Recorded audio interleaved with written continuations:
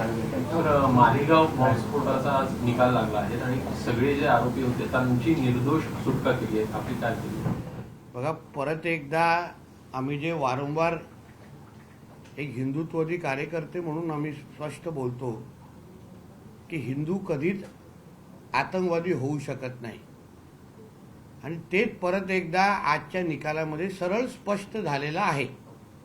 कधीही हिंदू समाजाच्या व्यक्ती कुठल्याही अन्य धर्माचा द्वेष करून स्वतःचा धर्म वाढवण्याचा प्रयत्न कधीच करत नाही.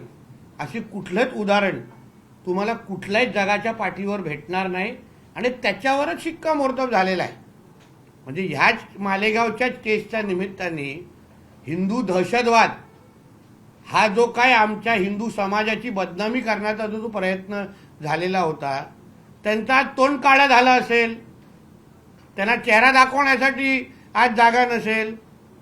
कधीही कुठला हिंदू ना धर्मांतर करून आपला धर्म वाढवण्याचा प्रयत्न करत, कधीही कुठला हिंदू दुसऱ्या धार्मिक स्थळाला तोडूनच त्याच्यावर अतिक्रमण करून मंदिर बनवायला प्रयत्न करत, असा कधीच कुठला हिंदू तुम्हाला दिसणार नाही. आणि म्हणून हिंदू समाजाची जी बदनामी ह्या मालेगाव केसच्या निमित्ताने करण्याचा जो प्रयत्न केलेला होता, त्यांना तोंडावर त्याच्या चपराक मिळालेली आहे. म्हणून यापुढे कुठल्याही हिंदू समाजाच्या व्यक्तीला अशा पद्धतीची बदनामी करायची हिंमत कोण करू नये. परत परत एकच विषय सिद्ध होतोय की आतंकवादाचा रंग आणि जिहादचा रंग हा हिरवाच आहे. हे स्पष्ट झालेलं आहे आता वारंवार. आणि हिंदूंच्या समाजाच्या बद्दल हिंदुत्ववादी कार्यकर्त्यांना काँग्रेसच्या कालावधीमध्ये, मग ते महाविकास आघाडी असो किंवा अगोदरचं युपीएचं सरकार असो, तेव्हा हिंदू समाजाच्या कार्यकर्त्यांवर ज्या खोट्या केसेस टाकल्या गेल्या, त्यांना अडकवण्याचा जो प्रयत्न झाला, ते या हिंदुत्ववादी विचाराचा आमचं केंद्र आणि राज्य सरकार असताना शक्य नाही. आमच्या हिंदू राष्ट्रामध्ये आमचा हिंदू सुरक्षितच आहे आणि हे परत एकदा त्याच्यावर शिक्कामोर्तब झालेलं आहे. काँग्रेसच्या नेत्यांनी त्यावेळी आरोप केला होता, त्यामध्ये सुशील कुमार शिंदे असतील, पी चिदंबरम असतील आणि शरद पवारांनी देखील आरोप केला होता की भगवा दहशतवाद आणि कुठेतरी या संघटनांवर बंदी घालावी त्यांनी म्हटलं. त्याला हे आपण उत्तर दिलंय. हो, ह्या लोकांनी सगळ्यांनी खरं म्हणलं तर हिंदू समाजाची माफी मागितली पाहिजे. मंदिरामध्ये जाऊन नतमस्तक झालं पाहिजे की ज्या धर्मातून दुर्दैव आमचं आहे की तिघचे तिघे हिंदू आहेत आणि हिंदूंनीच हिंदू समाजाची जी काय बदनामी करावी. आणि आज ज्या पद्धतीने निकाल आलेला आहे, म्हणजे ह्या लोकांनी जिथे असतील तिथे हात जोडून हिंदू समाजाची माफी मागावी. इम्तियाज जलील यांनी निकालावर प्रश्नचिन्ह उपस्थित केलेलं आहे. ते म्हणतात की हे निर्दोष होते तर इतके दिवस ते जेलमध्ये का? असं आहे, कारण का अशा पद्धतीच्या पुरावे चुकीच्या पद्धतीने ह्यांच्या विरुद्ध तयार केलेले. अगर तुम्ही बारकाईने त्यांच्या वकिलांची अगर माहिती अगर वाचली असते, ऐकली असेल, जे त्यांनी जे जे पुरावे हे लोकांनी सादर केले ते कुठलेही सिद्धच करू शकले नाही कोर्टामध्ये. ना त्या सीडी सिद्ध करू शकले, ना जे काय विटनेस उभे केले तेही सिद्ध काय करून दिले शकले नाही. म्हणजे सगळ्या पद्धतीने हिंदू द्वेष करून, हिंदू समाजाचा द्वेष करून हिंदू समाजाची बदनामी करणं, हिंदुत्ववादी कार्यकर्त्यांची बदनामी करणं, हा एक कलमी कार्यक्रम काँग्रेसच्या माध्यमातून चालू होता. म्हणजे हिंदू समाजाच्या विरोधात द्वेष पसरवण्याच्या लोकांना ताकद देणं, आतंकवादाला ताकद देणं, जिहादला ताकद देणं, हे सरळ स्पष्ट चालू होतं. हे आज सिद्ध झालेलं आहे. 17 वर्षांनी निकाल येतोय, आरोपी सर्व निर्दोष सुटलेले आहेत. त्यांचं म्हणणं असं आहे की 17 वर्ष जे आम्ही सहन केलं त्याचं काय? त्याचा आता प्रायश्चित हे सगळे ज्यांनी त्यांची बदनामी केली ना, त्यांनी त्यांच्या पायावर नाक रगडलं पाहिजे. आयुष्याचे 17 वर्ष उगाच काही नसताना त्यांना द्यायला लागलेले आहेत. हिंदू समाजाची माफी नाक रगडून मागितली पाहिजे. मालेगावमध्ये जल्लोष करताना पोलिसांनी अटकाव केला. एकंदरीत ते त्या ठिकाणी जल्लोष करत होते, फटाके फोडण्याचा प्रयत्न करत होते. त्यांना नाही, ठीक आहे, पोलिसांना पण कायदा आणि सुव्यवस्था राखणं हे पोलिसांचं काम आहे. पण पोलिसांनी त्यांच्या परिस्थितीच्या अनुसार योग्य निर्णय घेतला असेल.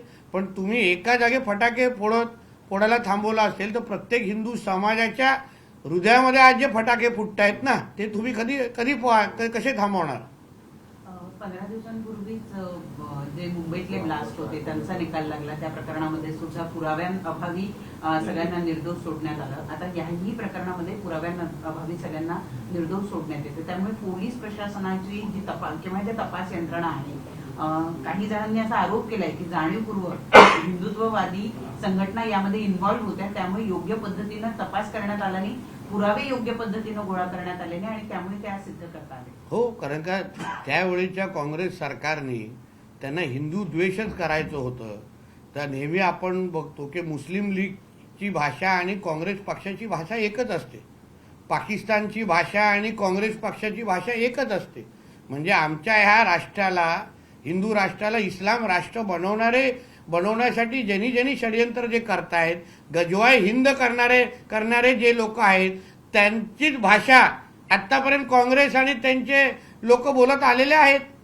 आणि म्हणून ते पुरावेच देऊ शकले नाहीत की नेमकं हे दहशतवादी खरंच होते का, भगवा दहशतवाद खरंच होता का, कुठल्याही परिस्थितीमध्ये हिंदू समाजाची बदनामी करायची हे जे काही षडयंत्र होतं ना ते हाणून पाडलेलं आहे.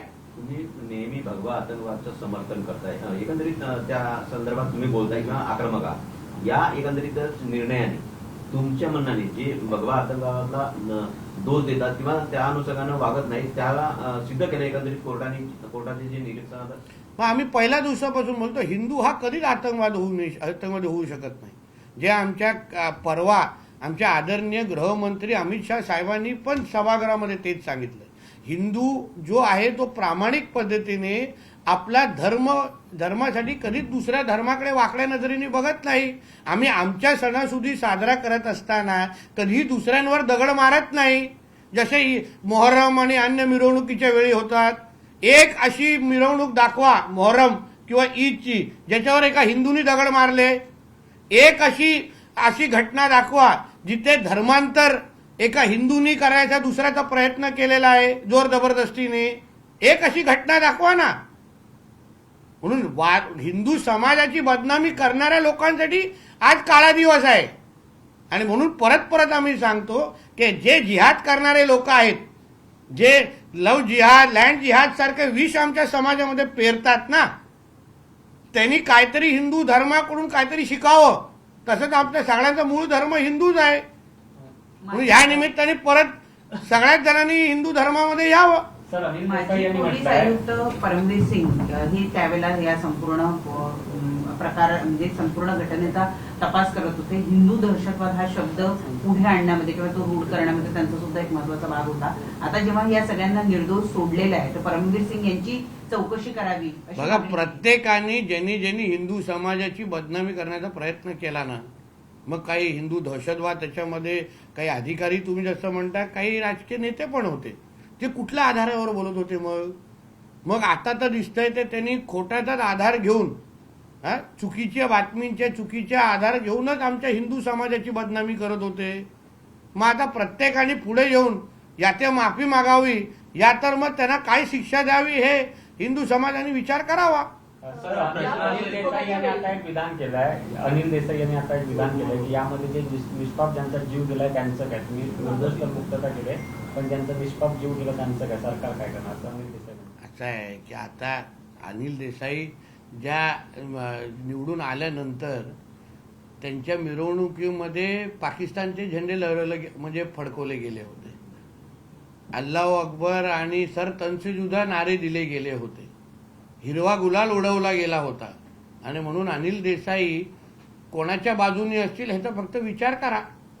सर, हिंदी में जानना चाहेंगे जैसे मालेगांव केस का जो वर्डिक्ट आया है, आप इस वर्डिक्ट को किस तरह देखते हैं जिसमें कि 7 आरोपी उन्हें बाइज्जत बरी कर दिया? देखिए, हिंदू कभी भी आतंकवादी हो सकता नहीं, इसके ऊपर आज फिर एक बार स्टैंप लग गया है. हाँ, हिंदू समाज का कोई भी व्यक्ति अपना धर्म बढ़ाने के लिए कभी किसी धर्म को कभी चोट पहुंचा नहीं सकता, किसी का धर्मांतर कर नहीं सकता. जो लव जिहाद, लैंड जिहाद करने वाले लोग हैं उनमें और हिंदू समाज के लोगों में कितना बड़ा फर्क है, आज ये केस के माध्यम से फिर एक बार उसके ऊपर स्टैंप लग गया है. इसलिए हमारे हिंदू समाज की बदनामी करने वाले जो ये जिहादी मानसिकता के लोग हैं, जो कभी कभी कोई हिंदू भी होते हैं, क्योंकि भगवा दहशतवाद, सैफ्रॉन टेररिज्म जिन्होंने कहा है, उसमें से हिंदू भी कोई लोग हैं, तो इन्होंने इनका भी मुंह काला हो गया है। इन्होंने हिंदू समाज की माफी मांगनी चाहिए। भर खुले चौक में नाके पे इनको खड़ा करके हिंदू समाज को बोलना चाहिए अभी इनको सजा दो, क्योंकि सालों साल हिंदू समाज की बदनामी करने के लिए इन्होंने दिन रात एक कर दिया है। आखिर में इनको हमारे कोर्ट ने न्याय दे दिया है। सर लेकिन अगर देखा जाए उस वक्त कांग्रेस की सरकार थी और कांग्रेस से क्या साजिश के तहत इन सब लोगों को अरेस्ट किया गया था, और जो 17 साल तक अब ये पूरा जो केस चला। जिनको भगवा से एलर्जी है ना, उसमें सबसे एक नंबर पे कांग्रेस पार्टी है। कांग्रेस पार्टी और मुस्लिम लीग की एक ही भाषा है। कांग्रेस पार्टी और पाकिस्तान की एक ही भाषा है। जो पाकिस्तान के लोग बोलते हैं वही कांग्रेस वाले लोग बोलते हैं। इसलिए इनको कोई भी हिंदुओं की किस तरह से बदनामी हो सकती है। आज कोर्ट में क्या सिद्ध हो गया कि जो कुछ विटनेसेस दिए थे वो खड़े हो नहीं सके, जो कुछ भी प्रूफ दिए थे वो सब झूठे निकले। मतलब इन्होंने एक फर्जीवाड़ा तैयार कर दिया था, झूठा केस तैयार किया था, और हिंदू समाज की बदनामी कैसी हो इसके लिए इन लोगों ने दिन रात एक कर दिए थे। सारी की सारी गवर्नमेंट यंत्रणा लगाई थी। मतलब इनको हिंदुओं को झूठा ही ठहराना था। हिंदू राष्ट्र में रह के, हमारे ही जमीन पे रह के, हमारा ही खाके, हमारे से ही बड़े होके जमीन से अगर ये लोग अगर नमक हरामी करते रहेंगे ना, तो इनको सजा ही मिलनी चाहिए। ये लोग देशद्रोही लोग हैं, ऐसा मैं कहूंगा। सर विक्टिम्स का भी कहना है कि विक्टिम्स जो है, जो उस वक्त में जो भी कुछ हुआ था, उनका भी कहना है कि हम हाई कोर्ट में अपील करेंगे, अभी तक हमें इंसाफ तो मिला नहीं है। किस तरह देखेंगे सर आप? अभी इस तरह जो आज कोर्ट में आया है, जो निकाल दिया है, हो वो सभी चीज को देखने के बाद ही कोर्ट ने दिया है।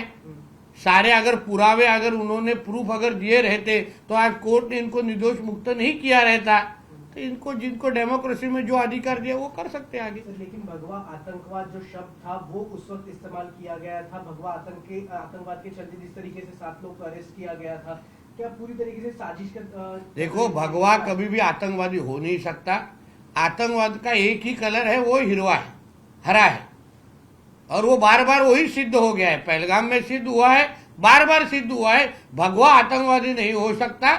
आतंकवाद का कलर सिर्फ हरा है, और हरे को जिस तरीके से बार बार हम लोगों ने देखा है, उसमें सजा आगे जाके मिलने ही वाली है।